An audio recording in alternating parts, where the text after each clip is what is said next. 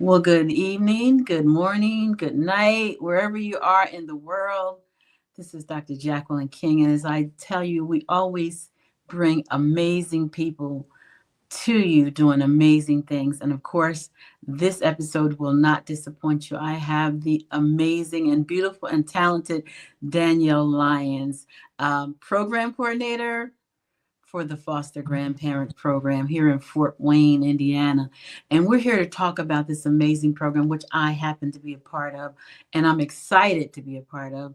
So, Danielle, before we get into the meat and potatoes, you have a very extensive background. Tell us a little bit about Danielle. Well, I am a mother of three, grandmother of five, and You look I amazing. thank you.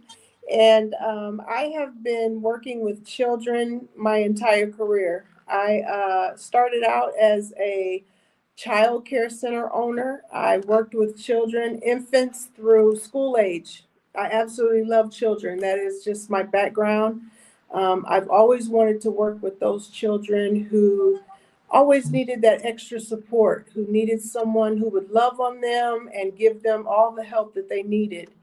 And during that time, I was also taking care of my children as well as going to college to get the degrees that I needed so that I could be a business owner.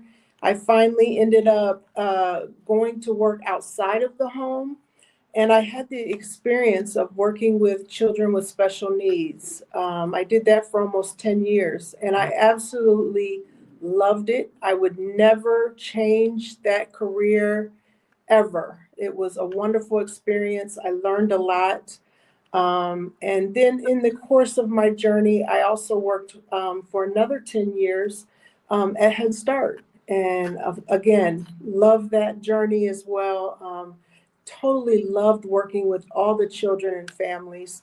Um, I love that age 3 to 5 because they're just like sponges. They just absorb, they want to learn a lot, and there's just so much you can do at that age. And so after I got to a certain age, I said, you know what? Danielle cannot run around this playground much longer. And Danielle cannot get on her knees and crawl on this floor with these little 3 to 5 year olds. So I decided to go back to college and get my master's, and I did with and received my master's degree in organizational leadership. Mm. And now I am the program director here at the Foster Grandparent Program.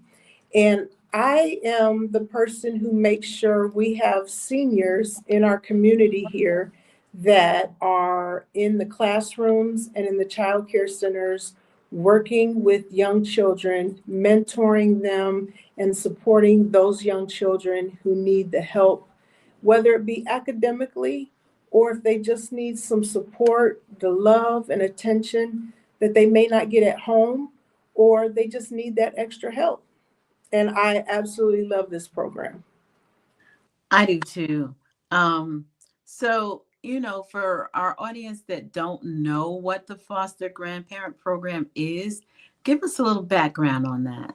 Okay, so the Foster Grandparent Program is a program through Americorps Seniors. Americorps has been around for a long time. Our program, specifically here in Fort Wayne, has been with us for 60 years. We're Mm. going to actually be celebrating our 60-year anniversary this year in May. We have about almost 50 grandparents who go out into our community. They go to Head Starts, they go to child care centers, they go to our district schools, and they work with young children and help them, whether it be with their reading skills, it might be with any kind of academics that they might need that extra support in. We also have some children that just need their a grandparent that might be able to just support them and help mentor them, who might just be struggling to be in the classroom in general. Some of our grandparents volunteer 15 hours a week. We have other grandparents that volunteer up to 40 hours a week. It's totally up to them. The only thing that I ask is that they volunteer on a regular schedule. So we want them to at least volunteer um, and have a consistent schedule so that way the teachers know when they will be there. And the benefit with being a volunteer is one, they can receive a stipend. Most of our grandparents do qualify to receive a stipend, and that is through a federal grant that we receive here. So most of our grandparents usually average out between $350 a month extra. And that money is tax-free money. You don't pay taxes on it. It we go by your income if you qualify, and that's always just an extra, some extra money to have in your pocket, and that always helps out with the grandparents. Another benefit to that is it has been very beneficial for our grandparents health-wise. A lot of our seniors, the baby boomers, they're sitting at home, they're not active, they're not getting out, they're not doing the things that they need to do. And so now, with them getting up, having a purpose, going out, spending time with the kiddos, they're becoming more active. Their health is better. Some of them have even had better reports about blood pressure, about diabetes. They're getting off of some of their medications. So that's another benefit. They're living healthier, better lives. Some of them are not even having that depression that they used to have, that anxiety. They're starting to have more friendships, more peers. They spend more time. Dr. King, you can definitely say that you've gained more friendships since you've been with the program. It's wonderful. And then, of course, we have some of our grandparents who have developed new skills. Some of our grandparents have never had children. So now they have the opportunity that they get to have friends and they have children that they can actually call their kids. The kids call them grandma and grandpa at the schools, and they look forward to seeing them and spending time with them. So our grandparents really do stay active. They get out, they spend time, meet new people, and it's a wonderful opportunity. I really do love it. I really didn't know what to expect. And I had a little bit of anxiety. I'm gonna be honest with you. I never told you that, but I did because I'm like I didn't really know what to expect. But I have found it's amazing, and some of the children they actually just need some encouragement Yes, that they wouldn't otherwise get. And when the teachers have 30 kids to a class, it's really hard for them to do that one-on-one, that special attention. So for me, I love the one-on-one. I don't think I would do well if I had to be in the classroom, but the one-on-one is special, and I think the kids really appreciate it. I have one little girl who notices every time I get my nails done. she goes, she goes, "Oh, you got a new color." And it's really it's really it makes you feel good that they even notice that. One little boy said, "Oh, I like the little curl in your hair." So I mean, it really is an amazing program, and like you say, it does. And when we come together for our monthly meetings, you can see how much the grandparents or the seniors appreciate being part of this, and it to me it's absolutely amazing. yes, yes, definitely. So so I know I found out that the programs is run different by different states. But Yes. I think you can in most states you can get involved. There might be some areas that don't have one in a specific city, but how would one get involved? Well, what you can do is you can go online and look up Americorps Seniors. And then there is a link on Americorps Seniors called Pathfinder. And when you go into Pathfinder, you'll be able to type in your state as well as the city that you live in. And then it will tell you what kind of Americorps senior programs they have. Unfortunately, there's not AmeriCorps senior programs in every city. It just totally Mm. depends on, the funding that's available for the federal grants. We're just fortunate enough to have this, our program here. One of the things that I failed to tell you is that in Fort Wayne, we're one of the first 20 pilot programs Oh, here wow. in the United States, and we are still going strong. Um, it's just not a program that is in every city. But if you go to the Americorps website, you will definitely be able to see where they're located. But it is a powerful program. I am very happy to say that with the young children that we have worked with, and I know a lot of people realize that our young people, after that pandemic, we got hit hard with a lot of our children's test scores going down. And Yes. it wasn't their fault. It was the fact that a lot of the kids had to stay home. Parents were under a lot of stress. Parents had to work, and kids were, shuffled around. There was not a lot of people to help with academics. Kids were watching TV more than doing what they needed to do academically. And so they failed. They failed behind on all of their reading and math. And so here we are with children who are now trying to get caught back up to where they need to be. And so we have seen test scores go back up. And we are very proud to say that a lot of our foster grandparents have contributed to that increase in those test scores. And I am very happy about that. Um, our seniors, and it's not just our seniors in our program, seniors in general, they don't get the recognition they deserve when they work with these young people.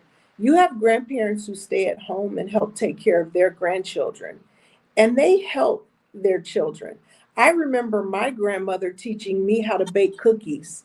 We don't think about those things and the importance of what we were learning, but we were being taught at that time how to measure, how to stir, how to mix things. We were being taught things at that time, and today that's what our grandparents do. And so our AmeriCorps seniors, that's what they're doing now, is they're teaching our young people how to read stories, how to understand what the stories mean. And we have to get back to having that intergenerational connection where our young people are learning from our seniors. I cannot tell you how important that connection is for our young people. It is. It's pretty amazing. I think you saw that I posted that I was traveling and I wore my lovely jacket that I love from you all, and I wore it on the plane. Yeah. And this lady across the aisle, she says, "Are you a foster grandparent?" And I said, "Yes." She said, "Thank you very much." She said, Yes. "I'm a teacher." And she said, "You all are amazing." And Yes. what did it just made me feel really good about it. And I really do appreciate that the teachers actually appreciate us. Yes. Now I can't say for all the schools, but I can call out the school that I'm in. Hmm. They are very organized. Yeah. Let me tell you, I don't like. I can't do scattered piece stuff. That's just how my mind works. And if it was like they are not ready and prepared, I'm gonna have a problem. That's just how I'm built. And Yes. they are so organized. They have the folder with it for that day, and you know what you're going to do. Um, that works well for me. And I can't say that all the schools are like that, Hmm. but I can say that the school that I'm in is very organized, and I appreciate that, and they appreciate us. There's Hmm. only two of us in there, and we love it. As a matter of fact, Rayanne called me last night. She says, "I'm ready to go back to school." And I said, "Yeah, me too." I said, "But I was glad to get that extra week though." Yeah. But it's really, really nice. And there are perks. I mean, when the school is closed, you still get paid. Talk about some of the perks. Yeah. Well, you guys get PTO time. That's what I always like to call it. You guys earn time off. When you work X amount of hours, you get a few hours that you earn back, because you are essentially putting in a lot of your time. And so we want to make sure that you get some benefit time as well, so that when you do have, when you need to have some me time, or you need a mental health break, or if you have a doctor's appointment, you are able to take that time off and still be able to get some time paid for it. So those are, that is important. We love to recognize your hard work and your dedication to these children and to these schools and to the teachers. So we make sure every year we do a recognition celebration for you. We want to let you know how important you are, not only to the children, but to the community. We do an annual picnic every year. We love to have the picnic with you guys and recognize you for how much work you do and how many hours you put in. You guys put in a heck of a lot of hours. And then we also like to do something in the winter time because it's hard, it's cold. The kids are out for 2 weeks. And I know you guys get lonely because you are home for 2 weeks and you don't get to see all your babies. And it's so funny because I think you guys miss the kids almost more than they miss you guys because you guys don't get to see them for a couple of weeks. So we do like to do some celebrations with you as well. So we have all kinds of little things that we like to do together. Our program is kind of like a close-knit family. We all care about each other. We want to make sure everybody's okay. The one thing that I do really, really like about us is that if there's something going on, if there's a crisis of some sort going on with one of you, we all get together to make sure you're okay. Um, I cannot imagine what the people in California are going through right now. And I guarantee you, if that had been something here, um, I know that as a program, we would have rallied together and made sure each and every one of us were okay. Um, I cannot imagine what it would be like if that were us today. Yeah, But we that is a lot. do. But the program, and you run it so efficiently. And I ain't trying to blow your head up. I'm stating a fact because I mean, I remember at our Christmas party, it was so nice. You would even think to have us make wreaths for the seniors at what is the name of village? Lutheran Village Just that didn't have a wreath on their door. I mean, not everybody would have thought of that. I thought that was so cool. And I never talked to you. So how did they like it when you presented it? They loved it. They loved it. And it was definitely for the ones who are here living at the nursing home and who do not have family here.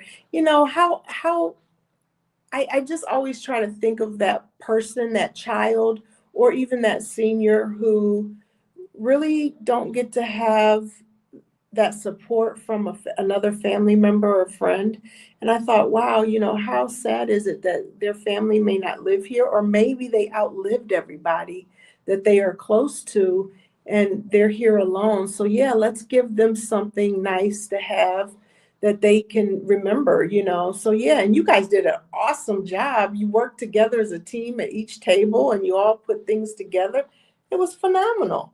And so, of course, after we did that, we thought, you know what, we're going to do something like this every year. We're going to do some type of service project every year. So that way you guys will feel like, okay, I've done something to contribute to help somebody else. Hmm. And to me, and you just know from knowing me that I do a lot of community service. Oh, I yeah. do. And to me, that is a reasonable service, Mm-hmm. actually, because to me, you get blessed from blessing other people, I'm a walking proof of that because God has blessed me tremendously. I've been volunteering since I can remember, Mm-hmm. and thank God I've never lacked.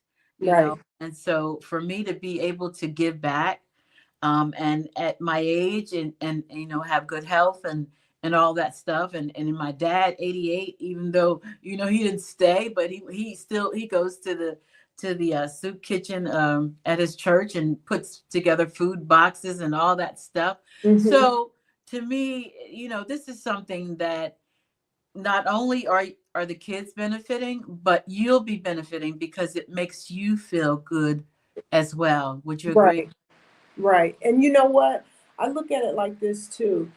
you guys are teaching the children how important it is to give back as well.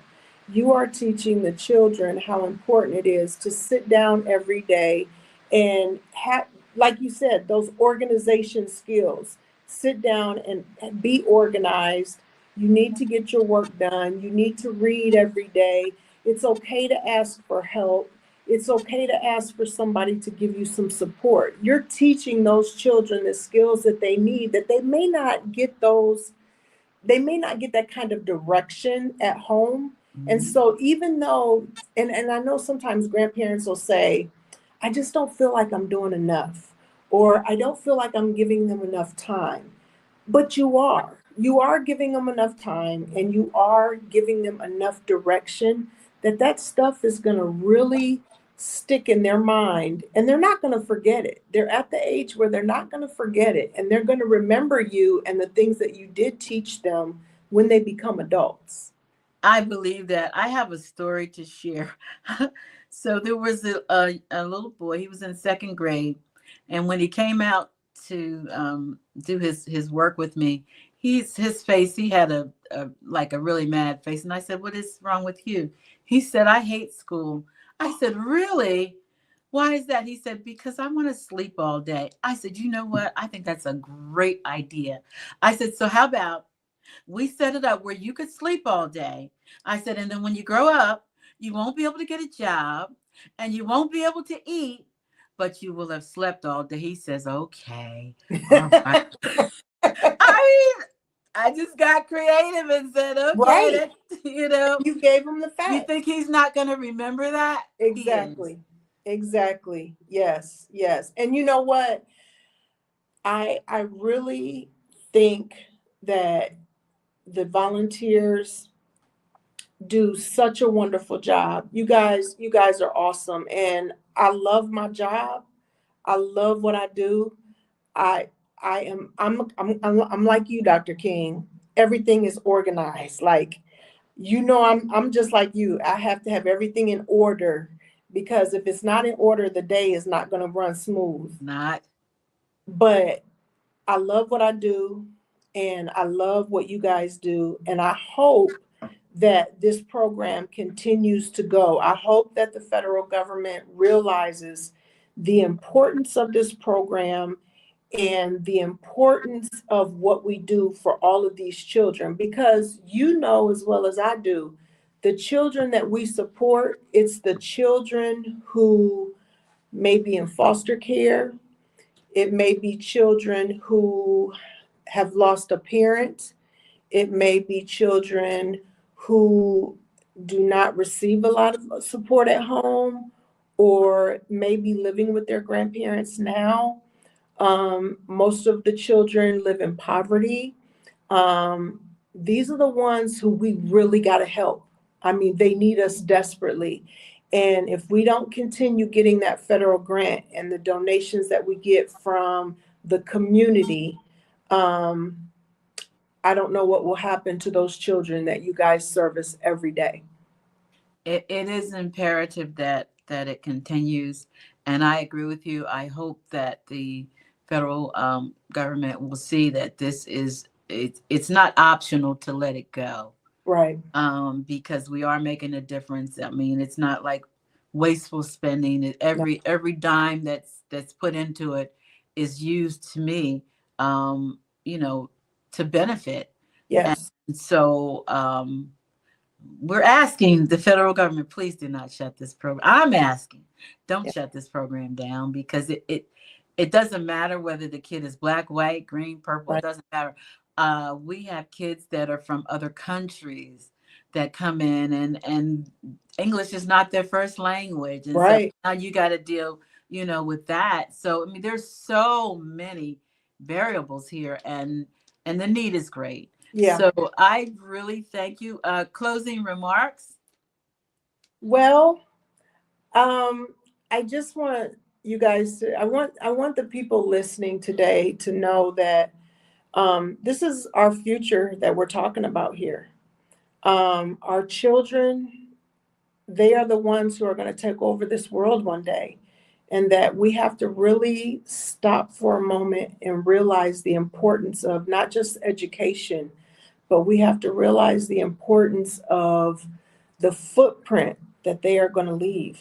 And it is just so important that we take this time with these children and help them, support them, encourage them, let them know how great they are, and let them know all the great things that they can do in this world. And by us as adults volunteering, taking that time to spend with them and encourage them, I think that we can really make this world a much better place.